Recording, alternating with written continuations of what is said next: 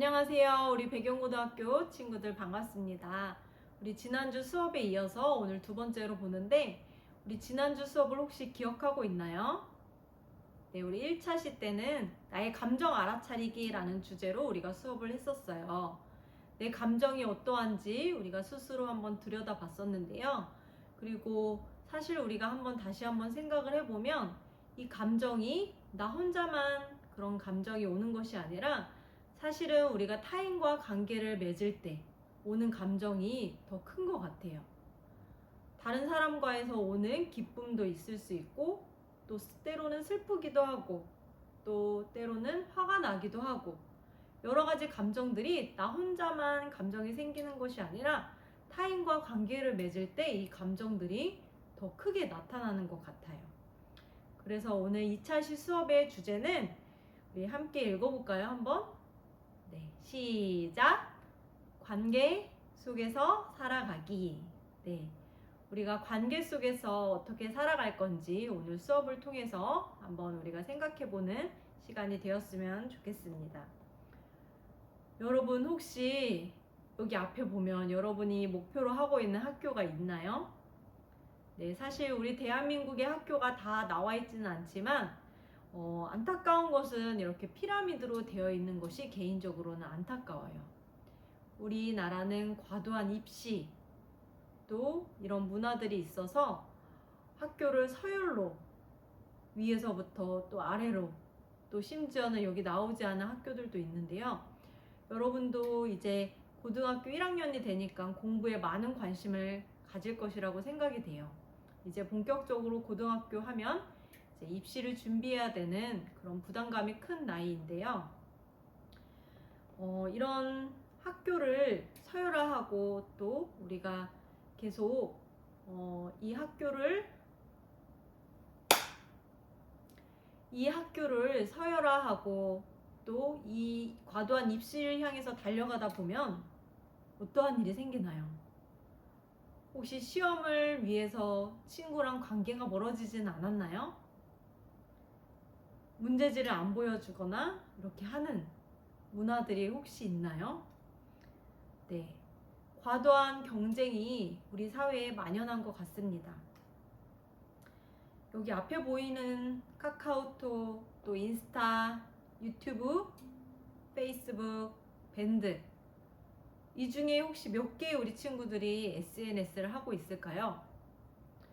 선생님도 한 3, 4개는 하는 것 같아요.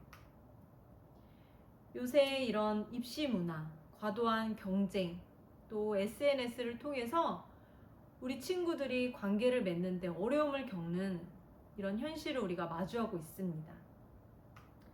사실 SNS는 관계를 대체할 수는 없습니다. SNS의 긍정적인 부분도 있지만 이런 부정적인 부분도 분명히 있습니다. SNS는 관계를 확장할 수는 있죠. 빠르게 카톡을 통해서 또 혹은 미디어를 통해서 사람들과 관계를 많이 맺을 수는 있지만 또 깊은 관계를 맺지는 못합니다. 그래서 우리는 깊은 관계는 여전히 SNS가 아니라 직접 만나야 돼요.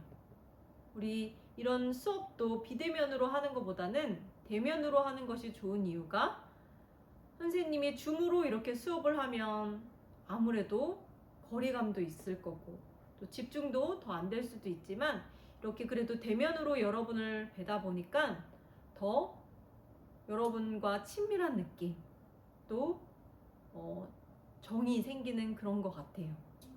그래서 직접 만남을 통해서는 이런 공감 또 신뢰 이런 시간들이 필요합니다.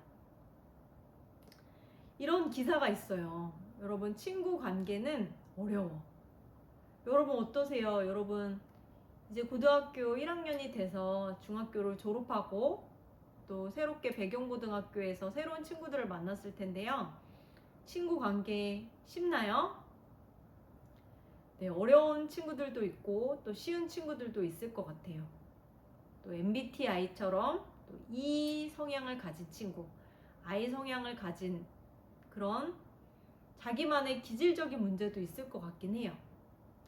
그런데 2025년 3월 25일 기사에서는 고립 그리고 은둔 청소년 10명 중 4명이 다시 재고립되는 현상이 반복된다라고 합니다.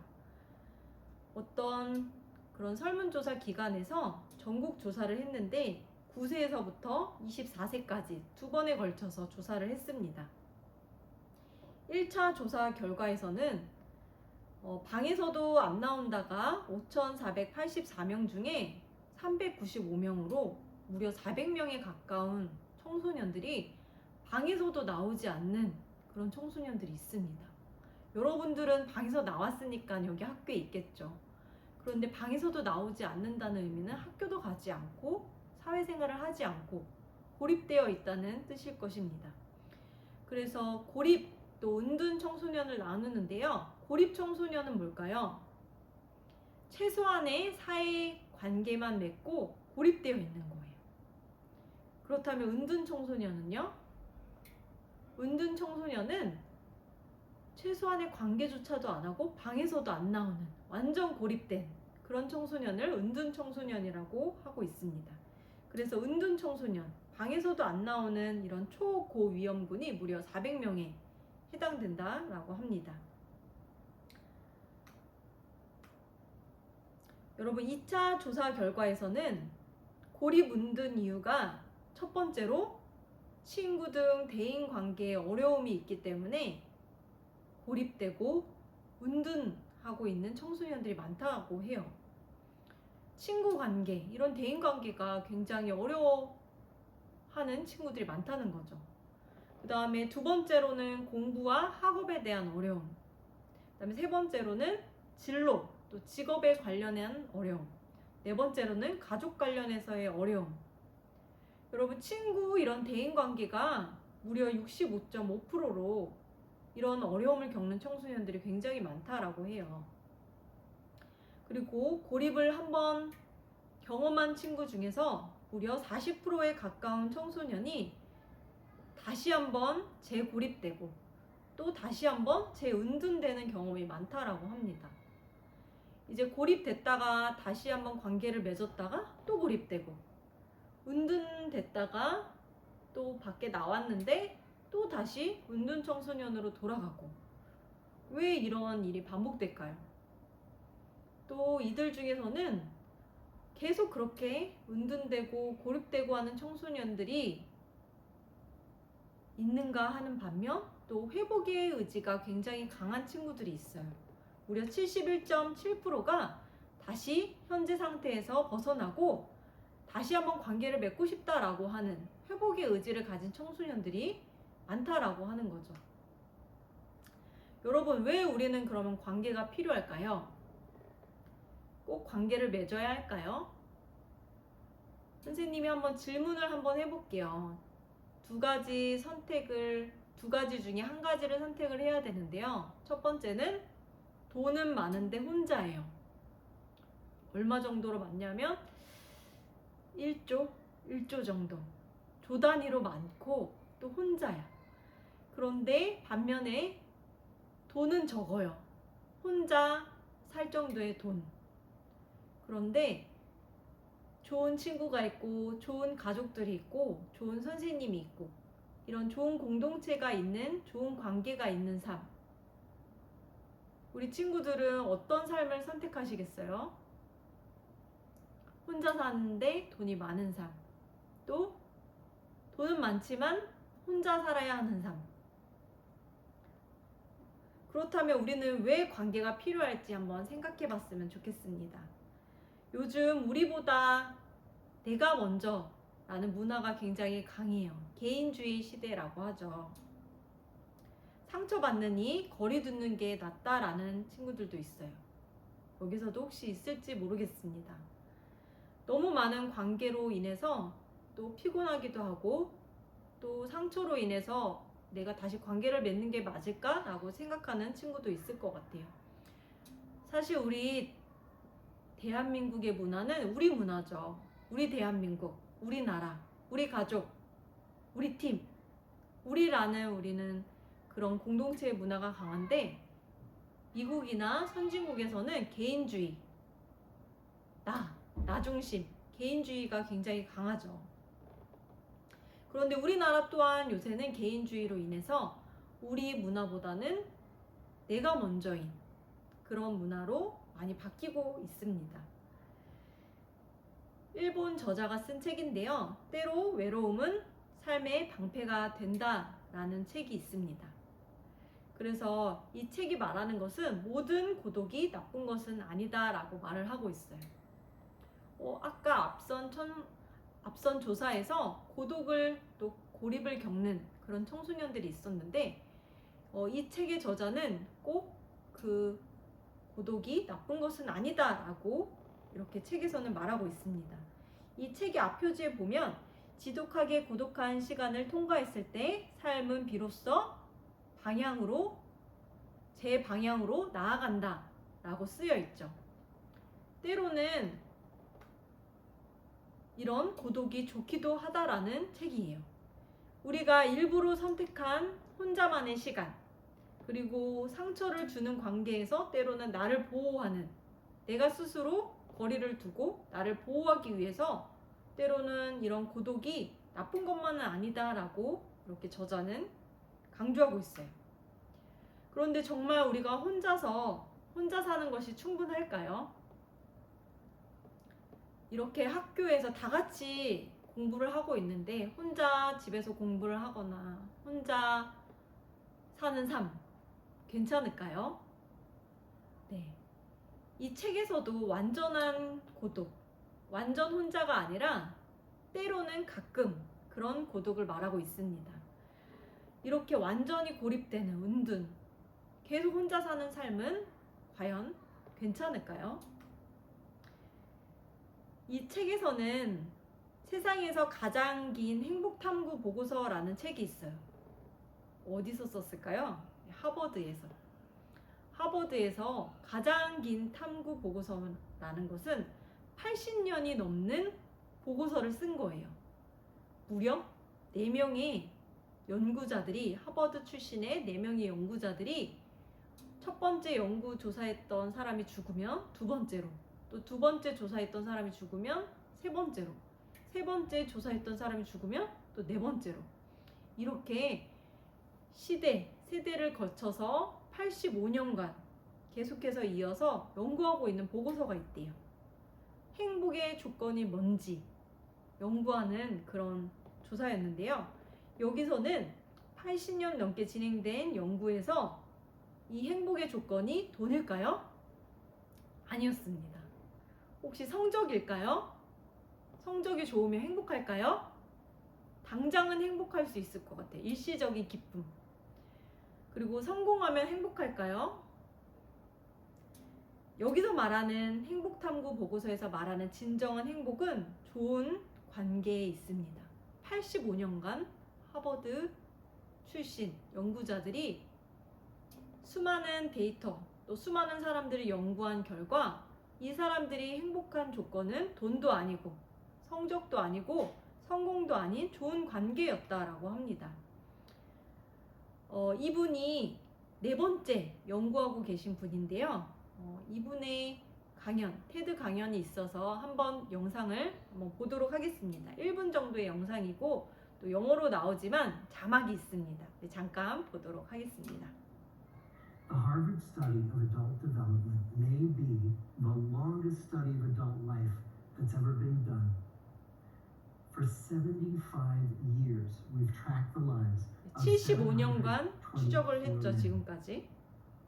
Year after year, asking about their work, their home lives, their health, and of course asking all along the way without knowing how their life stories were going to turn out. So what have we learned? What are the lessons that come from the tens of thousands of pages of information that we've generated on these lives? Well, the lessons aren't about wealth or fame or working harder and harder. The clearest message that we get from this 75-year study is this: good relationships keep us happier and healthier. Period. 네, 좋은 관계라고 말하고 있죠. 이 영상은 75년이고 이 책이 나왔을 때는 10년간 더 연구가 진행돼서 85년간 연구 결과가 돈, 성적, 성공이 아닌 행복의 조건이 좋은 관계에 있다 라고 이렇게 말을 하고 있습니다. 그래서 하버드 연구가 말하는 관계는 많은 인간관계가 아니에요. 또 피상적인 연결, 얕은 관계가 아니에요.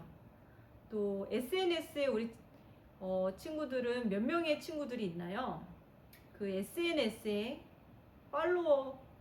팔로우하는 그런 사람의 숫자가 아니에요. 신뢰할 수 있는 좋은 관계 몇 개, 좋은 관계를 맺는 몇 명이면 된다라고 말하고 있습니다. 여기서 오해하면 안 되는 것이 우리가 어떤 관점을 가져야 하는지 다시 한번 바로 잡아야 할 텐데요. 그렇다고 무조건 참으라 라는 말이 아닙니다. 무조건 참고 좋은 관계를 무조건 맺어라 라는 것은 아니에요. 정말로 맞지 않는 사람이 있을 수는 있죠. 정말로 인성이 안 좋은데 억지로 관계를 맺을 필요는 없을 것 같아요. 그런데 혼자 있으면 문제일까요? 그것도 아니에요. 혼자 있다고 문제도 아닙니다. 우리는 관계를 선택할 수 있어야 합니다. 고독과 은둔, 또 관계 중에서 우리는 그래도 관계 맺는 삶을 선택할 수 있어야 합니다. 때로는 필요할 때는 아까 그 일본 저자의 그 책처럼 때로는 고독을 선택할 수도 있죠. 혼자만의 시간을 가질 수도 있어요. 그러나 우리는 완전히 혼자 살 수 있을까요? 완전히 혼자 살 수는 없습니다. 그 하버드의 연구에 의해서도 혼자 관계에 어려움을 겪고 혼자 사는 사람들은 건강도 안 좋고 또 수명도 그만큼 단축되고 또 뇌 건강뿐만이 아니라 여러 가지 또 안 좋은 점들이 많다고 해요. 그런데 오늘 우리 성경에서 또 하나님은 뭐라고 말씀하시냐면요.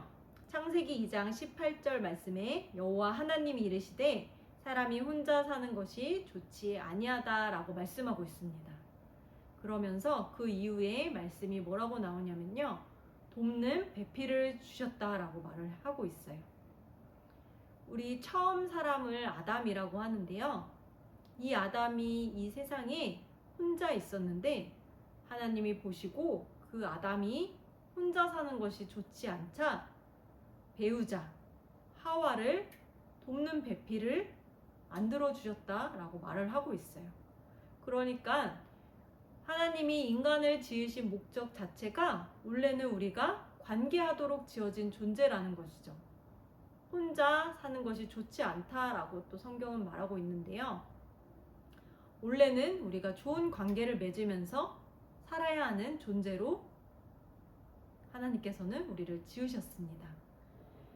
그래서 우리는 혼자만의 삶을 선택하기보다는 관계를 선택해야 해요.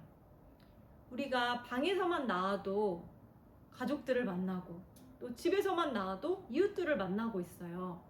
우리는 관계에서 뗄래야 뗄 수가 없습니다. 그리고 혼자 모든 것을 다 할 수도 없는 것이죠. 선생님이 여기서 혼자 있어서 가르친다고 무엇이 유익일까요? 선생님이 있으면 또 가르침을 받는 학생이 있고 또 그 학생이 또 다른 사람들을 가르칠 수가 있고 또 여러분들이 직업을 가지면 거기서 또 다른 사람들에게 기여할 수 있을 것입니다. 그래서 우리는 관계를 맺을 때 사랑으로 관계를 해야 돼요. 여기서 사랑은 남녀 간의 사랑이 아니라 남녀 간의 사랑뿐만이 아니라 좀 더 포괄적이에요. 넓은 의미를 갖고 있죠. 타인의 유익을 구하는 거예요. 사촌이 땅을 사면 뭐가 아파요? 네, 배가 아프다라는 속담이 있는데요. 사촌이 땅을 사도 이웃이 좋은 일이 있어도 우리가 배 아파하는 것이 아니라 잘 되기를 바라고 같이 우리가 더불어 사는 삶, 같이 잘 되길 바라는 나도 잘 되고 우리 친구 옆에 있는 친구도 잘 되고 나도 좋은 대학 가고 우리 친구도 좋은 대학 가고 나도 원하는 직업을 얻고 우리 친구도 원하는 직업을 얻고 이렇게 같이 잘 되는 삶, 저 친구도 잘 됐으면 하는 삶, 그런 것도 사랑이라고 할 수 있을 것 같아요. 성경에서는요, 어디까지 사랑하라고 했냐면요, 원수까지도 사랑하라고 말을 하고 있어요. 나를 싫어하는 원수까지도 사랑하라고 말을 하고 있는데요. 사실 우리는 하나님께서 우리를 관계하는 존재로 지으셨고, 우리는 관계를 할 수 있어야 하고, 또 혼자 고립되면 안 되고, 관계, 좋은 관계, 피상적인 관계가 아니라 단 몇 명만이라도, 또 많지 않아도 정말 그들과 깊은 관계, 좋은 관계를 유지할 수 있을 때 우리는 행복할 수 있고, 또 사랑 안에서 관계할 때 하나님이 원하시는 삶을 우리가 또 살 수가 있습니다. 마크 트웨인 이런 명언을 남겼습니다. 오직 사랑할 시간만이 있을 뿐. 자, 우리는 시간이 없어요. 우리 고등학생 1학년이 됐지만, 고등학교 1학년이 됐지만 시간이 많은 것이 아니죠. 선생님도 지금 나이는 정확히 밝히진 않겠지만 굉장히 시간이 빠른 것 같아요. 선생님도 고등학교 1학년이 엊그제 같아요. 그런데 벌써 이렇게 나이가 들었고, 또 시간이 참 빨리 흐른다. 앞으로도 시간은 더 빠를 것 같다라는 것들을 느끼고 있어요. 마크 트웨인은 시간이 없다. 인생은 짧기에 다투고 사과하고 가슴앓이하고 해명을 요구할 시간이 없다. 오직 사랑할 시간만이 있을 뿐이며 그것도 순간일 뿐이다 라고 말하고 있습니다. 우리 아까 테드 강연했던 하버드 연구의 4번째 연구자인 분의 마지막 또 강연도 이 명언으로 마치고 있는데요. 우리 한번 들어보도록 하겠습니다. I'd like to close with a quote from Mark Twain. More than a century ago, he was looking back on his life, and he wrote this. There is a time, so brief is life, for bickerings, apologies, heartburnings, callings to account. There is only time for loving, and but an instant, so to speak, for that. The good life is built with good relationships. Thank you. 네, 우리 배경고 친구들도 좋은 관계를 맺고 또 시간이 많지는 않습니다. 우리 인생이 시간이 굉장히 빠르게 지나가고 또 짧은 인생이라고 할 수 있는데요. 여러분이 맺고 있는 사람들, 관계 맺고 있는 친구들, 가족들, 또 선생님들, 주변의 사람들과 좋은 관계를 유지하고 또 사랑하는, 정말 뜨겁게 사랑하고 그들을 진정으로 또 깊게 관계할 수 있는 우리 친구들 되기를 바랍니다. 우리 활동지를 함께 해보길 원하는데요. SNS 사용 체크, 한번 해당되는 것에 한번 체크해 보셨으면 좋겠어요. 자, 첫 번째는 SNS를 하지 않으면 소외되는 느낌이 든다. 두 번째, 답장이 늦어질 때 신경 쓰인다. SNS에서 보이는 모습과 실제 내가 다르다고 느낀다. SNS 때문에 기분이 좋아진 적보다 상한 적이 더 많다. 관계를 한번 또 분류해 보는 활동을 했으면 좋겠는데요. 여기에는 실제 이름 대신 그 사람이 나와 어떤 관계에 있는지 역할로 한번 적어보면 좋겠어요. 첫 번째는 주로 SNS로만 주로 소통하는 관계. 직접 만나기보다 SNS로만 소통하는 거죠. 두 번째는 실제로 만나서 이야기하는 관계. 그다음에 세 번째는 실제로 만날 뿐만이 아니라 힘들 때 연락할 수 있는 관계. 한번 쭉 적어보세요. 자, 그러면 우리가 SNS 친구는 많은데 마지막 칸은 왜 적을까라는 또 질문을 마주하게 됩니다. 한번 여러분들이 적어보고 한번 깊이 고민을 해봤으면 좋겠습니다. 그 다음에 토론을 옆 친구들과 또 혹은 짝을 지어서 했으면 좋겠는데요. 두 가지 주제인데, 첫 번째는 SNS는 나에게 연결을 주는가 아니면 관계를 주는가, 이것을 통해 진정한 관계를 얻고 있는가 아니면 그저 얕은 관계, 그냥 연결 정도로만 그렇게 SNS로 주고받고 있는가. 그 다음에 두 번째 질문은 내가 더 지키고 싶은 관계는 어떤 관계인가? SNS의 관계인가? 아니면 실제적인 관계인가? 나는 어떤 관계를 원하는가? 이런 것들을 한번 고민해보고 우리 친구들과 나눠봤으면 좋겠습니다. 네, 감사합니다. 우리 다음 주에 또 뵙도록 하겠습니다. 감사합니다.